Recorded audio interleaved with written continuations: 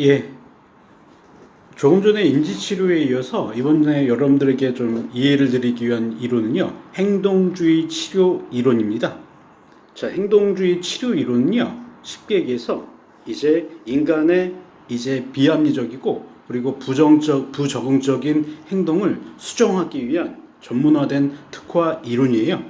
그래서 이전에 정신분석이나 이제 인간 중심 치료와 같이 치료에 대한 진전이라는 것이 무엇인가 이제 상담자나 임상사의 주관적인 판단에 의해서 이제 이루어지는 것에 대한 것과 좀 반대적인 관점으로 어떤 치료가 이루어졌다는 것, 그리고 내담자가 개선이 되었다는 것은 구체적으로 드러나는 그런 외형상의 변화가 있어야 한다는 그런 가정을 이제 전제로 하고 있습니다. 그렇기 때문에 어떻게 본다면 이 행동주의 이론은요, 행동주의 개입은 굉장히 명확하고 그리고 구체적인 해결책을 원하는 내담자들에게는 너무나 탁월한 이론이 될 수 있다는 것이죠. 그렇기 때문에 이렇게 행동주의 이론도 직업상담학과 같이 진로상담이라는 것도 사실 현실의 문제를 다룬 것이거든요. 우리가 무엇을 먹고 마시고 그리고 소비하기 위해서는 우리가 일상생활을 영위하기 위해서는 한마디로 이제 경제적인 여건이 뒷받침되어야 되는데, 이러한 경제적인 여건을 뒷받침되는 것이 이제 한 사람의 직업이라든가 여러 가지 진로와 관련된 요인이 안정되게 그 사람에게 세팅이 되었을 때 가능하기 때문이죠. 그래서 행동주의 이론도 직업 상담학에서는 인지주의 치료와 같이 많이 출제되고 있다. 자, 그렇다면 우리가 이제 근본적으로 알아야 될 이 행동주의 이론의 중요한 지점들은 무엇인지 한번 설명을 드리도록 하겠습니다. 자, 먼저는 이 행동주의 심리학은요, 철저히 살펴본다면 동물에게 적용했던 여러 가지 실험들을 통해서 얻은 결과들을 우리 인간의 행동을 이제 이해하고 이것을 파악하는데 굉장히 이제 그것을 이제 적용을 했다는 관점이죠. 그렇기 때문에 이제 동물의 행동 실험을 통해서 얻은 결과들을 우리 인간에게 적용을 했기 때문에 상당한 이론을 우리가 이제 적용할 때 많은 이제 그 논란의 여지가 있습니다. 혹자들은 어떻게 인간에게 동물에게 이제 적용했던 결과물을 인간에게 적용했느냐, 엄연히 인간과 동물은 이제 구분되는 지점이 있기 때문에 인간의 고등 인지가 있기 때문에 그런 관점을 단순하게 이제 인간에게 적용하는 것은 상당한 오점이 있다는 것이죠. 한마디로 얘기해서 인간의 존재의 그런 가치를 조금 격화시켰다, 이렇게 보는 혹자들의 비판적 관점도 또한 있습니다. 자, 그렇지만 이제 엄연히 인간 또한 포유류의 한 그 뭐라고 해야 될까요? 동물로서 그런 관점이 일부는 또한 채택되어지는 부분 또한 있기 때문에 우리가 이런 행동주의적 관점을 쉽게 얘기해서 간과하기에는 여러 가지 상에서 문제점이 있다는 것을 설명을 드리죠. 자, 먼저는 이 행동주의에서 나오는 그 시험은요, 고전적 관점과 그리고 조작적 관점이 있습니다. 자, 고전적 관점은요, 쉽게 얘기해서 이제 강아지의 인간이란 고전적 관점에서 이 인간이란 존재는요, 쉽게 얘기해서 인간은 자극과 반응의 메커니즘으로 이제 학습을 한다는 것이죠. 자, 그렇다면 여기서 얘기하는 이 학습은 뭐냐면요, 인간이 새로운 경험을 했을 때 그것을 습득함으로써 이제 일정한 행동으로 패턴으로 이제 드러났을 때 그것을 우리가 학습이라고 합니다. 그래서 학습의 원리, 학습 심리학 이런 것들은 행동주의에 맞춰져 있다는 것이죠. 자, 다시 원으로 들어와서요. 그 고전적 이제 관점의 이 실험에서는요, 이제 개에게 먹을 것을 주니까 그 먹을 것을 이제 본 개는요, 침을 흘리게 되죠. 그렇게 침을 흘리되는 그 세팅에 뭐를 또 이제 제공을 하냐? 종소리를 이제 준 것입니다. 이제 두 번째 세팅에서는 먹을 것과 종소리를 같이 이제 자극을 준 거죠. 그때도 걔는 이제 침을 흘렸어요. 그 다음 세 번째 세팅에서는 이 먹을 것을 제외하고 이제 그 종소리만 주니까 그 종소리만 들어도 이제 이 개는 침을 흘린 것이었죠. 자, 이상과 같은 관점에서 이런 이제 개가 이제 행동을 할 때 그런 수의적 반응이 나온 것은 이제 그런 처음에 무조건 자극도 있었지만 그것을 이제 조작적 자극과 이제 매치를 함으로써 또 다른 이제 행동 패턴인 이제 먹을 것을 빼고도 그 종소리만 들으면서도 이 개가 침을 흘렸다. 그런 부분에서 이제 학습이 이루어졌다는 관점입니다. 그렇기 때문에 이 고전적 이제 그 관점에서 이 실험에서 우리가 얻을 수 있는 바는요, 인간이란 존재는 단순히 자극과 반응에 이제 이끌림을 받는 다소 주관성이 없는 수동적인 관점의 존재로 보고 있는 것입니다. 그래서 이러한 이제 고전적 이제 관점을 통해서 우리가 알 수 있는 것은요, 우리가 이제 어떤 이제 단순한 경험을 함으로써 얻게 되는 자극이 그것이 불쾌할 때 우리는 이제 그런 또 다른 자극이 미래에 이제 나타날 것을 예방하고 그런 자극에 이제 노출하는 그런 이제 선택을 하지 않는 것이죠.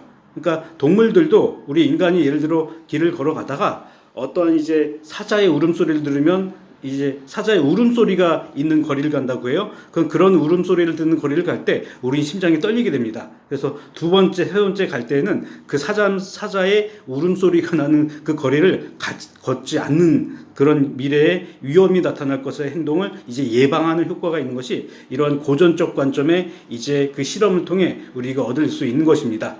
자, 그리고 우리가 두 번째에서 이제 알 수 있는 것은 조작적 관점입니다. 여기서 얘기하는 이 조작적 관점은요, 실험자가 이제 어떤 한 내담자나 혹은 동물을 가지고 실험할 때 자기가 원하는 결론을 얻기 위해 그런 이제 실험의 과정을 조작했기 때문에 조작적 관점이라고 합니다.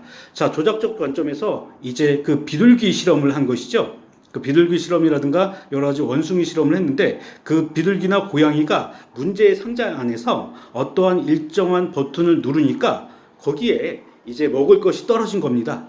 그래서 이제 그 다음부터 이제 그 상자 안에 비둘기나 고양이를 넣었을 때 그 먹을 것을 누르는 그 레버를 누르는 시간이 점점점 줄어든 것을 파악한 것이죠. 이것을 이제 조작적 관점에서는 그 이제 그 효과의 법칙이라고 하거든요. 그래서 익숙해짐으로써 점점 이제 시간이 짧아지는데 그런 것에서 이제 원하는 행동을 이 동물들이 이제 점점 파악할 수 있고 원하는 행동을 하기 위해 이제 미래 행동도 자기가 주도적으로 할 수 있는 관점입니다. 그래서 여기에는 강화와 소고라는 중요한 관점이 대두되고 있거든요. 즉, 그 박스 상자 안에서 그 레버를 누름으로써 먹을 것이라는 강화를 얻게 돼요. 그럼으로써 이제 이 동물들은 또한 이제 그 원하는 행동을 이제 하게 되는 것이죠. 그걸 우리가 이제 학습이 됐다는 관점으로 보고 있습니다. 이것은 일상생활의 관점에서도 여러분들이 내담자를 치료한다든가 아니면 여러분들의 조카들에게 긍정적인 행동을 유발시키기 위해서 강화물을 제공함으로써 여러분들이 원하는 그런 관점으로 여러분들의 조카들이나 혹은 내담자를 행동을 변화시킬 수 있는 관점으로 간 것입니다. 그래서 이제 이 조작적 관점에서 이제 시험에 자주 나오는 것은 이런 강화와 관련된 계획들을 여러분들이 알고 계시고요. 그리고 강화와 벌의 차이. 그러니까 부적응적인 행동을 이제 내담자나 아동들이 하게 되면은 조금은 이제 그걸 수정하기 위해서 일정한 자극을 주는 것을 우리가 벌이라고 합니다.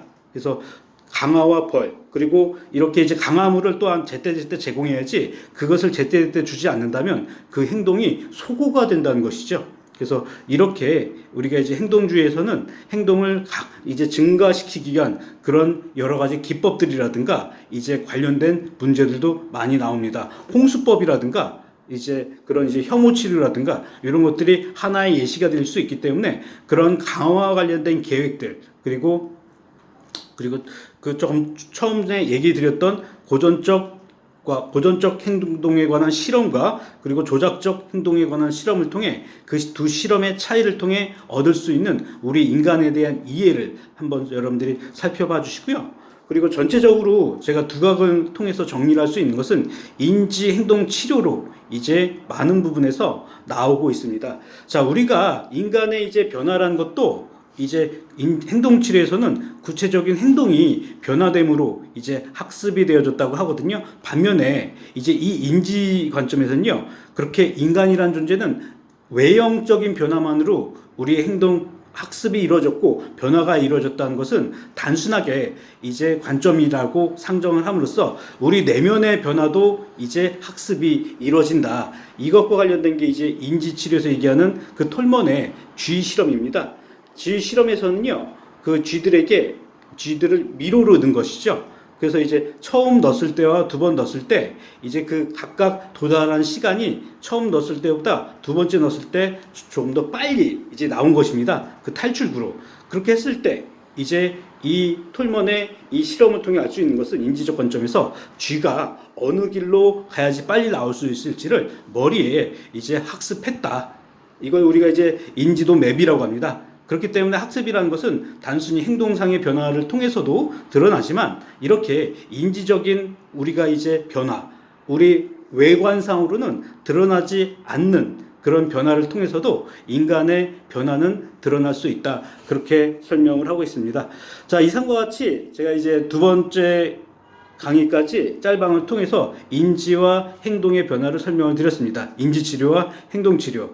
그 뒤로 나온 이론들이 이제 인지행동치료적 관점인 것이죠. 그래서 여러 학자들이 이제 한번 살펴보니까 인간을 변화시킨다는 것은 행동도 변화시켜야 되고, 그리고 인간은 이제 내면적인 변화도 일어나기 때문에 내면의 사고도 이제 변화를 시켜야 된다. 그러한 관점을 혼용적인 관점으로 본 게 인지행동치료라고 합니다. 그래서 이러한 인지행동 치료는요, 하나의 이론이 아니라 인지적 관점과 행동적 관점을 융합해서 본 것이죠. 그래서 실제 치료를 할 때도요, 내담자의 사고를 변화시킬 수 있는 정서적 심상이라든가 혹은 이제 합리적인 논박과 같은 인지치료적 개입과, 그리고 행동주의에서 얘기하는 혐오 치료, 그리고 행동 조용이라든가, 그리고 홍수법과 같은 여러 행동 기법들을 동시에 활용을 하고 있습니다.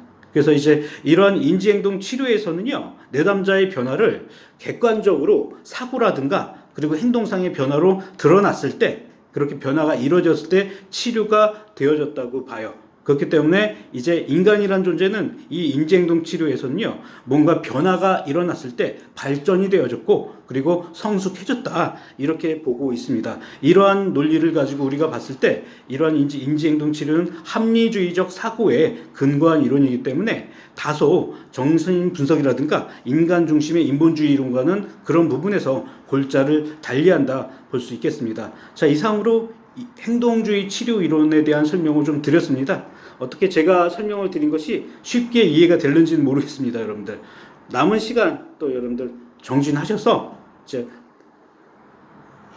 8월에 있을 시험에 대비를 하시면 좋을 것 같습니다. 자, 이상으로 강의를 마치도록 하겠습니다.